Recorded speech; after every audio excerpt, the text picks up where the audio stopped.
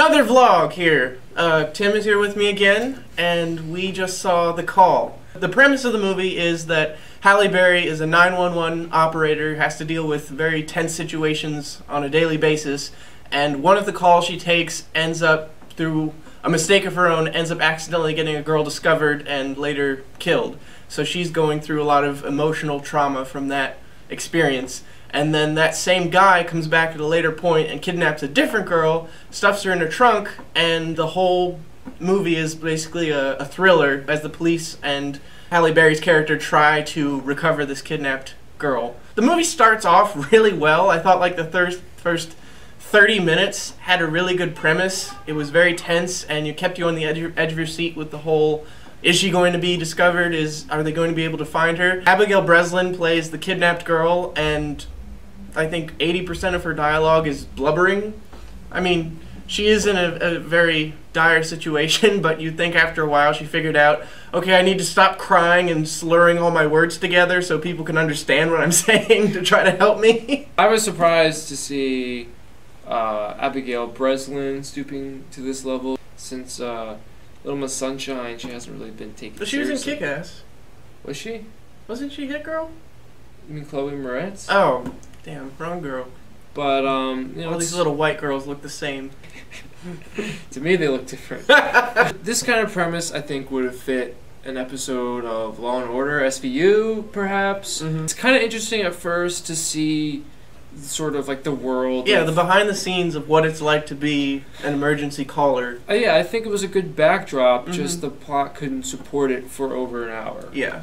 And right at that hour mark is where where Halle Berry's character starts to go off and do her own things. Yes. And that's when it becomes implausible. Halle Berry's job is essentially all about procedure, and she seems really into procedure, but then she just randomly breaks procedure. For the sake of the writers, she becomes the action heroine. Clearly this guy is a psycho. He has practice, because this is his second case, we know.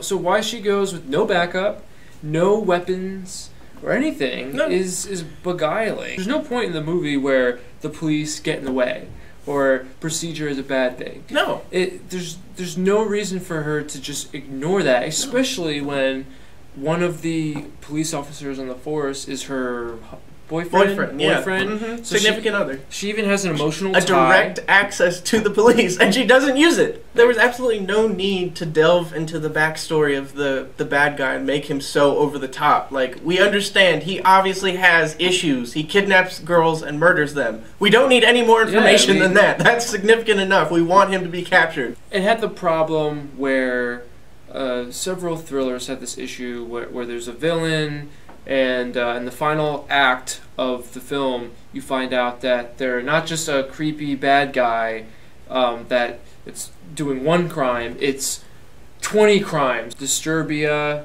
where Shia LaBeouf is suspicious of this guy, and then he turns out to be a bad guy, but then he's not just a bad guy, he's like the third highest serial killer in the world. he has catacombs in his house of all the dead bodies. It's just completely over the top. I feel like some of it was trying to emulate Psycho, but with a 911 operator, with the whole twist with the psychosis of the bad guy. One thing I noticed was, as the movie progresses and Halle Berry is dealing with trying to find Abigail Breslin, all of the operators in the 911 center are just standing around her listening. Like, there are no other 911 calls at this point. Like, everything just stopped. Just focus on this one problem. They have a button, apparently, where when you push it, everyone just stops taking calls. It's just like no, we're just gonna listen to this one. This is the most important. There's a do not disturb button that the main operator just pushes. Michael Imperioli makes an appearance as a corpse.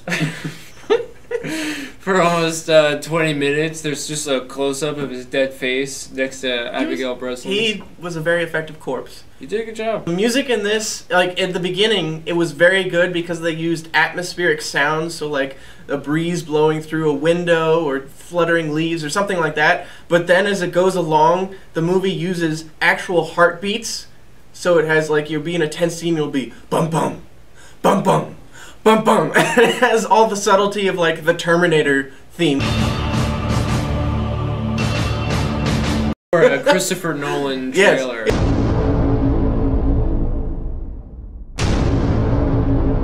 It was effective the way it was before because you were pausing. There's like a holding of the breath, waiting for the other foot to drop. And they just have to go, as with the plot, just go over the top near the end. This movie was partially funded by the WWE, so now I'm wondering if Halle Berry's acting career doesn't take off or slide further down the tubes than it already has. Maybe we'll see an appearance of her in the wrestling ring at some point. What is her wrestling name? Like the Barry-nator? Very bad. I think it's just Catwoman. I'm surprised they didn't have any other cameos by wrestlers. Like, I was expecting John Cena to show up in the climax at some point. If the Where's The Rock when you need him? If the villain was like Brock Lesnar, wouldn't it be like 50 times better? I know, He looks right? kind of insane at times. Funkasaurus could have been one of the cops. You know, the possibilities are endless. On a scale from 1 to 10, I'd probably give it like a 4.8, 4.9. Yeah. Maybe just a I'd give it a 5. 5. Yeah, 5's good.